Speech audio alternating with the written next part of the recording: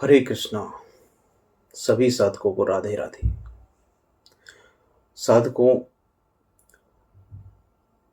विपस्वी साधक होने के नाते प्रभु की भक्ति मान करके कार्य करते हुए मेरा हमेशा मन में रहता है, अरे गृहस्थ जीवन में बड़े लोग परेशान हैं। और अगर उनको थोड़ा गाइडेंस मिल जाए, उनकी गृहस्थी में प्यार आ जाए, इससे अच्छा और क्या हो सकता है। मैंने 2 वीडियो इससे पहले डाले हैं रिलेशनशिप पे, ये तीसरा वीडियो है। उसी किताब के ऊपर बेस्ड है, 5 love language by doctor grey Chapman. तो हम बात करेंगे कि कैसे, अगर ये चीज़ें मान लो कि नई गृहस्थी है तो उस पे पहले के 2 वीडियो अप्लाई तो हो जाएँगे, लेकिन किसी के मान लो गृहस्थी में दिक्कतें आ चुकी हैं पहले, तो उनको कैसे कनेक्शंस को पुनर्जीवित करें, फिर से भावनात्मक जो संबंध है उनको कैसे फिर से जागृत करें, इस पर हम बात करेंगे। तो रिश्तों में जो ये 5 तरह की लव लैंग्वेज हैं अलग-अलग, कि भाई किसी को टाइम बिताना किसी के साथ अच्छा लगता है, किसी को काम में हाथ बटाते वो अच्छा लगता है, किसी को गिफ्ट लेना अच्छा लगता है, किसी को अच्छे-अच्छे वर्ड सुनना अच्छा लगता है। और यही जो 5 लव लैंग्वेज हैं, इनके कॉन्सेप्ट के बारे में बात करेंगे, जो उन रिलेशनशिप्स में रिकनेक्ट करने का एक पावरफुल टूल है, कि जो पहले से मुरझा गई है रिलेशनशिप लड़ाइयों की वजह से, गलतफ़हमियों की वजह से, उन्हें कैसे फिर से पुनर्जीवित कर सकते हैं। जहाँ भावनात्मक ज़रूरतें पूरी नहीं हो पाती हैं, उनको कैसे फिर से जागृत करें। 5 लव लैंग्वेज जो हैं, उनमें मैंने आपको बताया पिछले दोनों वीडियो में कि वर्ड्स ऑफ अफ़र्मेशन हो सकते हैं, जिसमें अच्छे-अच्छे बातें बोल कर के अपने जो पार्टनर है, उसके साथ अपने रिश्तों को और बेहतर कर सकते हैं। या एक्ट ऑफ सर्विस, यानी कि उनकी किसी काम में हेल्प करके उसको और अच्छा फ़ील करवा सकते हैं। या फिर रिसीविंग गिफ्ट्स, यानी कि गिफ्ट्स टाइम-टाइम पे दे करके आप उनको बेटर फ़ील करवा सकते हैं। या फिर क्वालिटी टाइम देके, या फिर फिज़िकल टच, जैसे मान लो कि आपका छोटा भाई नाराज़ हो गया, अरे हल्का-सा थपकी मारा, अरे यार क्यों परेशान हो रहा भाई, आराम कर, मस्त रह, कोई दिक्कत नहीं। तो इस तरह से इन चीज़ों को बेटर किया जा सकता है। तो जो हम बात कर रहे हैं कि ये लव लैंग्वेजेस का उन तरीकों को दर्शाती हैं जिनसे व्यक्ति प्रेम को व्यक्त करता है और महसूस करता है। जब पार्टनर एक दूसरे की लव लैंग्वेज को समझते हैं और अपनाते हैं, तो वे इमोशनल गैप्स और ब्रिजेस कम कर सक नहीं, जो इमोशनल गैप्स जो आ जाते हैं उनको ब्रीज कर सकते हैं, उनके लिए एक पुल का काम कर सकते हैं, उनको जोड़ सकते हैं। खासकर उन रिलेशनशिप्स में जो डिस्टेंट हो गए हैं, जहाँ एक एक या दोनों पार्टनर खुद को अनएप्रिशिएटेड फील करते हैं, जुड़ाव महसूस नहीं करते, कहीं न कहीं अपने आप को अलग-थलग मानते हैं। तो इमोशनल जो डिस्टेंस है, अक्सर रिलेशनशिप इसलिए विकसित हो जाती है क्योंकि पार्टनर अननोइंगली, अनजाने में अपने प्रेम को उन तरीकों को व्यक्त करते हैं, जो उनके साथी की जो प्राइमरी लव लैंग्वेज है, उससे मेल नहीं खाता। अरे हर आदमी, हर सृष्टि का हर प्राणी प्यार चाहता है, लेकिन जिसके साथ है, उसे कई बार समझ नहीं आता कि वो किस रूप को अपनाए कि अपने साथी को थोड़ा बेटर फ़ील करवा सके, कहीं अटैच्ड फ़ील करवा सके। जब एक पार्टनर एक्ट ऑफ सर्विस, जैसे मान लो कि किसी की वाइफ़ है, आपकी वाइफ़ है और उसको कुकिंग में, हाउस होल्ड कामों को मैनेज करने में करके आपका प्रेम व्यक्त कर पाते हो आप, कि अगर जैसे मान लो कि आप उसके छोटे से थोड़े बहुत काम में हाथ बटा देते हो और उसे अच्छा लगता है, जबकि दूसरे को क्वालिटी टाइम की क्रेविंग होती है। तो ऐसा ज़रूर नहीं कि जो एक को अच्छा लगे वो दूसरे को अच्छा लगे, और उसकी जो इमोशनल ज़रूरत है वो क्या है उसको समझें। ये समझना, एक दूसरे की जो लव लैंग्वेज है उसको अपनाना, दोनों पार्टनर्स को महसूस करवा सकता है कि वे ट्रूली एक दूसरे को एप्रिशिएट करते हैं, एक दूसरे को सुन समझ पा रहे हैं और एप्रिशिएटेड हैं एक दूसरे से, जिससे भावनात्मक कनेक्शन बिल्ड होता है और जीवित हो सकता है। ये जो 5 लव लैंग्वेज हैं, उनमें पहला जो मैंने बताया आपको, वर्ड ऑफ अफ़र्मेशन। जिन लोगों की primary love language words of affirmation होती है, उनके लिए जेन्युइन कॉम्प्लीमेंट्स, एप्रिसिएशन के एक्सप्रेशंस और लविंग वर्ड्स बहुत मीनिंगफुल होते हैं। पार्टनर्स को प्रोत्साहित करना, हार्टफेल्ट नोट्स लिखना, टेक्स्ट भेजना, वर्बली पार्टनर्स को जो की एफर्ट्स है उसको एक्नॉलेज करके उसको प्रेम को व्यक्त करना, डेली अफ़र्मेशंस का अभ्यास करके ये भावनात्मक संबंध को फिर से बनाया जा सकता है। दूसरा था कि एक्ट ऑफ सर्विस। जिन लोगों के रिश्ते खराब हो गए हैं, कोशिश करके एक्ट ऑफ सर्विस, हो सकता है ये चीज़ आपके लिए काम कर जाए। जो 4-5 चीज़ हैं उनमें से कोई तो एक चीज़ काम करेगी।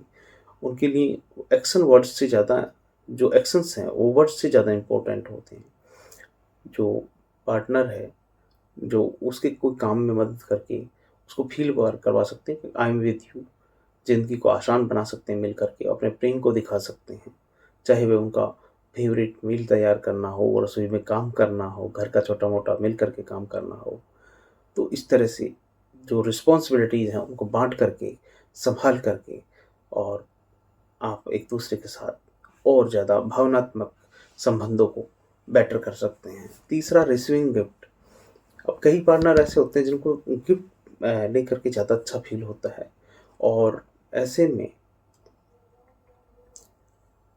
जो ये नहीं कह सकते उनको कि वो मैटेरियलिज़्म हैं, ये नहीं कह सकते कि वो मैटेरियलिस्टिक वर्ल्ड को ज़्यादा प्राथमिकता देते हैं, लेकिन उनको अच्छा लगता है तो लगता है। और इसके पीछे के जो थॉट और एफर्ट्स हैं, उनसे आप कोशिश कर सकते हैं उनको समझाने की, उनको रिझाने की। जिन लोगों की लव लैंग्वेज रिसीविंग गिफ्ट की होती है, उनके लिए थॉट्स, जो थॉटफुल, जो छोटे-छोटे गिफ्ट्स हैं, वो इम्पैक्ट डाल सकते हैं। ज़रूरी नहीं कि 1 साल में एक बड़ा गिफ्ट दें। कोशिश करें कि एक टाइम टू टाइम छोटे-छोटे गिफ्ट्स देते रहें। चौथा था क्वालिटी टाइम, जिसमें आप फ़ोकस्ड और अनडिवाइडेड टाइम स्पेंड कर सकते हैं अपने पार्टनर के साथ। और बहुत महत्वपूर्ण है कि पार्टनर्स को एनकरेज करें कि वे रेगुलर डेट्स को शेड्यूल करें, मनपसंद जगह पे जाएँ, मनपसंद एक साथ खाना खाएँ और घूमें-फिरें, टाइम बिताएँ।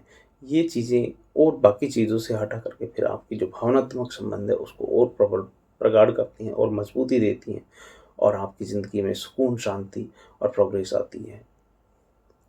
फिजिकल टच की बात करें तो जिन लोगों को primary love language physical touch है, उनके लिए सिंपल जेस्चर्स जैसे हाथ पकड़ना, गले लगाना या थपकी मारना हल्का-सा, और ये सब भावनात्मक निकटता को बढ़ाते हैं। पार्टनर को सलाह दें कि वे फिजिकल अफेक्शन इनिशिएट करें, जिनसे उनका साथी लव्ड और सिक्योर फ़ील कर सके अपने आप में।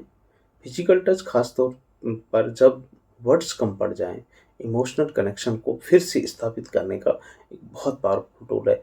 अच्छा, मेरी बात आप समझ के सुन के हँसी आएगी आपको कि जब मेरे से कोई रिश्तेदार नाराज़ हो जाता है, यहाँ की मेरी जो वाइफ़ है उनकी मम्मी यानी कि मेरी सास भी नाराज़ हो जाती हैं, तो मैं हाथ पकड़ के बैठ जाता हूँ।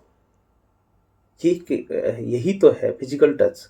और उसमें क्या होता है कि फिर वो मतलब मेरी बात को ना नहीं कर पाती। तो ये फिजिकल टच जब आपका किसी के साथ बॉन्डिंग बनाता है, तो आप फिर अपने बिगड़े हुए काम, बिगड़े हुए रिश्तों को और तमाम चीज़ों को बहुत अच्छे से सुधार सकते हैं। तो प्रैक्टिकल जो टिप्स की अगर बात करें कि रिकनेक्ट कैसे और कर सकते हैं, तो एक-दूसरे के साथ ओपनली कम्युनिकेट करें, और कि उनकी जो लव लैंग्वेज है, क्या चीज़ें उनको अच्छी लगती हैं, कब वो खुद को सबसे ज़्यादा लव्ड महसूस करवाता कौन-सी चीज़ है। हर लव लैंग्वेज को ट्राई करें ताकि समझ में आ सके कौन-सा ज़्यादा मतलब रेज़ोनेट करता है, जिससे एक-दूसरे की इमोशनल नीड को गहरी अंडरस्टैंडिंग हो सके। एक-दूसरे की जो ज़रूरतें हैं, उनको मीट करने के लिए कंसिस्टेंट एफ़र्ट करें, भले ही वह छोटे तरीकों से हो। इससे ट्रस्ट और इंटीमेसी और रिबिल्ड करने में मदद मिलती है। देखिए, कपल्स को रिकनेक्ट करने में कुछ कॉमन चैलेंजेस का तो सामना करना पड़ सकता है, और इसमें शुरू में ऐसी लव लैंग्वेज बोलना ऑकवर्ड भी लग सकता है, जो नेचुरल नहीं आती। लेकिन प्रैक्टिस से, डेडिकेशन से लगातार पार्टनर्स का एक दूसरे पर इमोशनल जो लैंग्वेज में फ्लुएंट बन सकता है। व्यूअर्स को रीअश्योर हम करते हैं कि भावनात्मक फ्लेम को फिर से जगाएँ, और इसको जगाना एक ग्रेजुअल प्रोसेस है, और की है कि उसे पेशेंस, एम्पैथी और जेन्युइन डिज़ायर के साथ अप्रोच करें।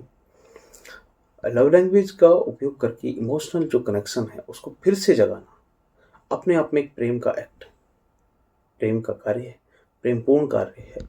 ये एक कमिटमेंट है एक दूसरे की ज़रूरतों को समझने और पूरा करने का। तो मेरे जितने भी दर्शक हैं, उनको मैं प्रोत्साहित करता हूँ इस चीज़ के लिए कि वे इस जर्नी को, अपने बॉन्ड को मजबूत करने और एक दूसरे को रीडिस्कवर करने में, और एक दूसरे को फुलफिलिंग और लविंग रिलेशनशिप बनाने में के अवसर के रूप में इसे अपनाएं। उन्हें याद दिलाएं कि छोटे-छोटे एफर्ट्स भी, अपने पार्टनर को याद दिलाएं कि छोटे-छोटे एफर्ट्स भी इमोशनल इंटेलिजेंस को रिवाइव करते हैं, और रिवाइव करने और रिलेशनशिप में वार्मथ लाने के लिए, एक नया एहसास जगाने के लिए बड़ा फ़र्क डाल सकते हैं। तो आपकी मेरी ये जो छोटी-सी कोशिश है, आपकी ज़िंदगी में बेहतरी लाए, खुशियाँ लाए, और आपके रिश्तों को और सरसता और सहजता के साथ पुलकित मन से आगे लेके जाए। आप खुश रहें, आप सबका भला हो, मंगल हो, स्वस्थ मुक्ति हो। हरे कृष्णा, कृष्णा कृष्णा हरे हरे, हरे राम, राम राम हरे हरे। बोलो राधा रानी की जय।